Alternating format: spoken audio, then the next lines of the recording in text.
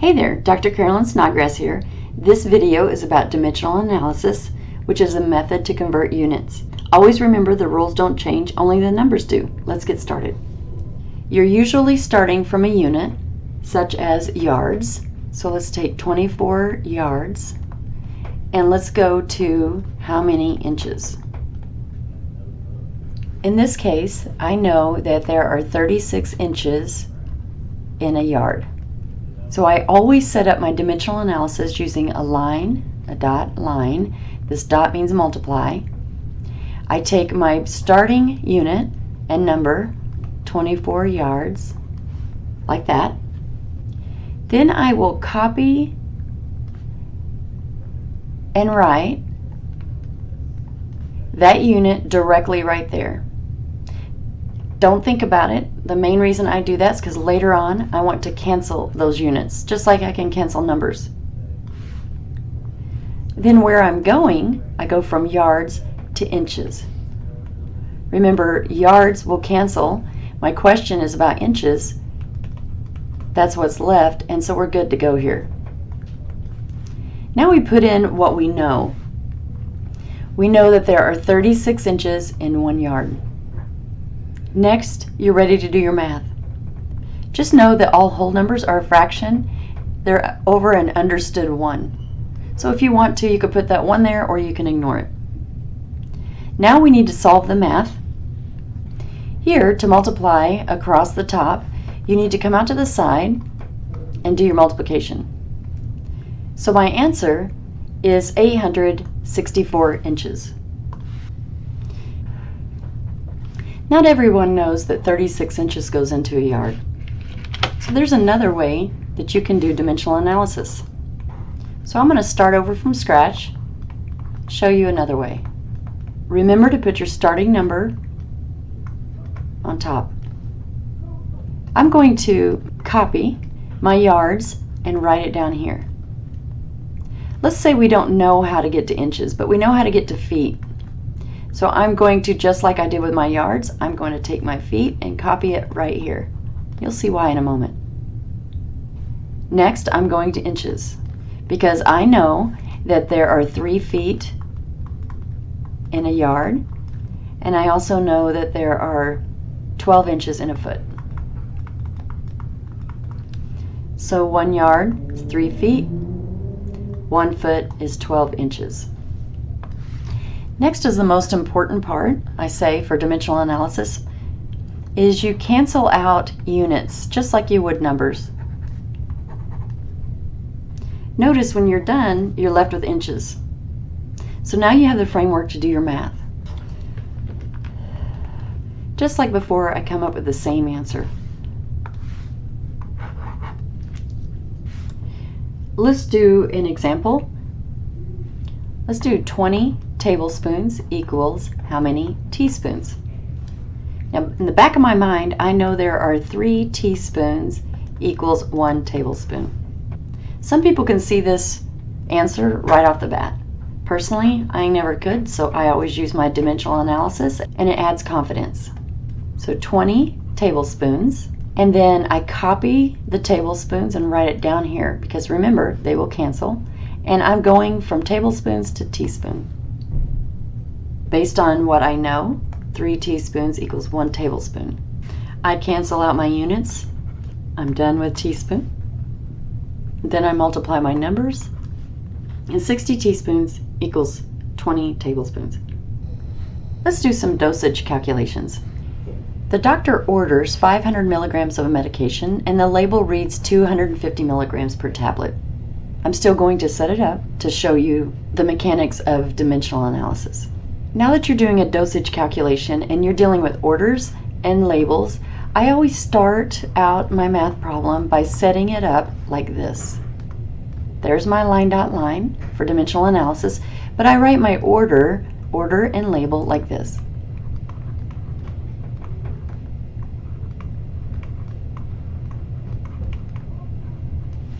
Just like the math problem we did before, we start somewhere with the order and we go to the label. So I'm going to write my order right here. Next, what I do is go ahead and copy and write milligrams on the bottom. so they'll cancel later. And next, my eye is going to follow this pattern: milligrams to tablet, milligrams to tablet. I'm going to cancel out my milligrams, and the question says how many tablets, so I'm set up good. Now let's go ahead and put in the rest of the numbers. 250 milligrams per 1 tablet. Next, we're ready to do the math. I have another video on reducing multiplication fractions that you need to watch to make this much easier. So I'm going to do it as if you know how to reduce. If not, watch that video. You can multiply it out in the answer, but I recommend always doing it in the problem. Makes it a lot easier. 250, I'm going to divide that out of the top and bottom. So 250 divided by 250 is 1. 500 divided by 250 is 2. So what's left is tablet, and what's left is 2 times 1. So the answer is 2 tablets. Let's do one that's a little more involved. Remember to set it up.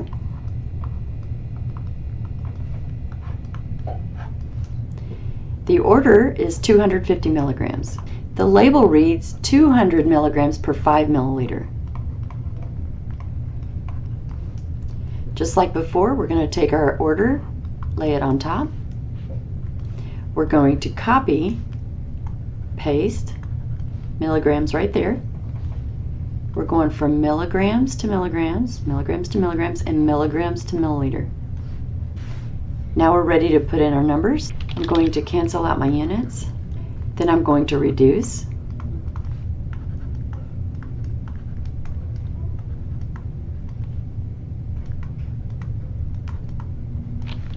Now what we have to do is divide the top by the bottom in order to make it a decimal.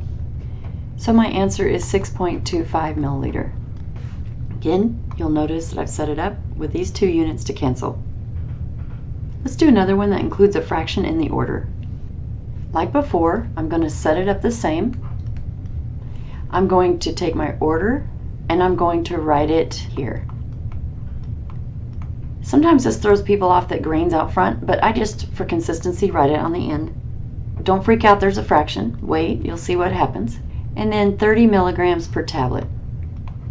When you have a fraction in the order, you can go ahead and lay it on the line. There's a mathematical reason for that, but for now, you can just remember order goes on the line. I'm going to put in my units, then I copy my grain to the bottom. Remember, we're going from grain to milligrams. And we're not done, because now we're going from milligrams to tablet. So I'm going to copy my milligrams at the bottom. Remember, we want to cancel like this. And I'm going to go to tablets. When your grains cancel and your milligrams cancel, you're left with tablets, and that's what your question wanted to know anyway. Now let's put in what we know. We've already done our order. We know 30 milligrams equals 1 tablet. Now we have to remember this conversion. You can either look it up or it's something you know. But it just so happens that 1 grain is 60 milligrams. Now that you have it all set up, you're ready to cancel. 30 comes out of 30 once. 30 comes out of 60 twice. You can keep going. 2 comes out of 2 once. 2 comes out of 2 once. And when I multiply across, I have 1 over 1, which simplifies into 1. My answer is 1 tablet. Let's do another one where you have a fraction in the label. Let's start again with our setup. The doctor ordered 10 milligrams. The tablet contains prednisone grain 1/24. My strength here per tablet. I like to write my strengths always before my tablet. So now that I have it written down and ready to go, I again put my 10 milligrams on the top. I'm going to copy my milligrams to the bottom. And I realize I'm going from milligrams to grain, and then grains to tablet. So I'm going to add another line, copy my grains to the bottom, and I'm going to tablet. To make sure I have everything set up right, I cancel my milligrams, cancel my grains. The question says how many tablets. Once those are canceled, it looks like that's where I'm going, so I'm on the right track. So I've added my order in, Now we have 1/24 gram per tablet. If that fraction was a whole number such as 5, I'd already know what to put there. But since it looks like a fraction, it freaks people out. I'm just going to go for now and write that fraction in that spot per 1 tablet. I have some blank in the middle, and I have to know this one. Either look it up or you'll have it memorized. 1 grain equals 60 milligrams. Now let's work with the elephant in the room, the 1/24. Mathematically, if you divide in a fraction, you're dividing the top by the bottom. So here's what mathematically is happening. 1 over 1, that's the top, is divided by 1/24. When you divide by a fraction, that's the same thing as multiplying by its reciprocal. So you flip the second one. That's the math that's going on. If you want to, you can leave it in the format you have up here with the fraction, and you just flip this fraction. So the 24 will go to the top, and the 1 will stay. I have a silly way to remember this. Imagine you have a tomcat. His name is Tom. Pretend that this little fraction bar is a table. Anyone that has a cat knows that a cat likes to take its paw and anything that's hanging off a table, such as a ribbon, that cat will play with it, and he'll slap that 24 to the top. That 1 will stay behind. That's a silly way to remember it, but sometimes it's helpful. So this fraction can be rewritten as 24 over 1. Now you're ready for your math, as usual. Just note that if this number at the top was like a 2, you would multiply it by that 24 by that 2. But in this case, it's a 1. Once that you've cleaned that up, we're ready for the math. 10 will come out of 10 once and will come out of 60 6 times. 6 will come out of 6 once and will come out of 24 4 times. Then go ahead and multiply across. You have 4 tablets. The main thing to remember here is that bottom number will go to the top with the 1 staying. Now let's do another problem with decimals in it. Again, order, label, line, dot, line. My order is 0.5 grams. The label reads monosid, 500 milligrams per milliliter. How many milliliters? Let's take your order and put it on the top. Some people will make it into a fraction. In this case it would work, but I recommend not doing that in case it said 0.3. That's not the same as 1/3. So in this case, I'll leave it in decimal format. Remember, we copy grams. We're going from grams to milligrams. Copy my milligrams, and we're going from milligrams to milliliter. I already have my order put in. Now I'm going to write in my label. What's left is something I have to know. So there's 1,000 milligrams in 1 gram. So I'm going to show you how to get rid of that decimal. To get rid of 1 space, we're going to multiply by 10. 2 spaces would be 100, and 3 spaces would be 1,000, and so on and so forth. If I multiply the top by 10, I have to multiply somewhere on the bottom by 10. I'm going to rewrite my number. Let's take my 1,000, comes out of 1,000 once, comes out of 5,000 5 times. 5 will now come out of 5 once and come out of 5 once. And the answer is 1. Notice my grams will cancel, milligrams will cancel, and now I have my milliliter. That's my answer. Next, let's do a problem with weight in it.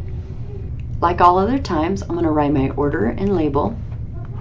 And since there is a weight in it, I'm going to go ahead and add a W at the top, and I call it building a wall. I go ahead and put in the information that I know. The doctor ordered 15 milligrams per kilogram. The child weighs 16 kilogram, and the label reads milligrams per capsule. Before we started with order, we would put it here on top. Since we're going to start at weight, we're going to go ahead and write it on top instead.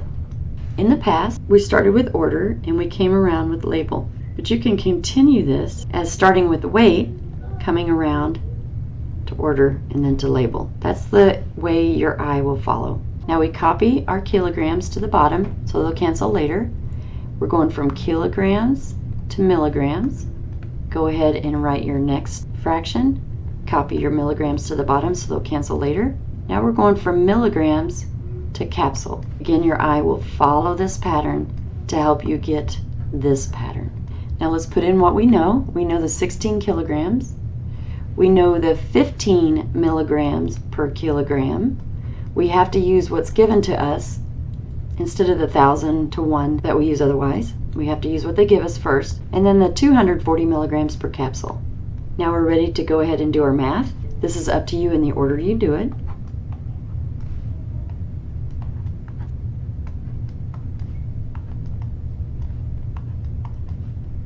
Don't forget to cancel out your units, which leaves behind capsule, which is what we want, and then go ahead and multiply your math. Now I'm going to do one more that involves drip rates.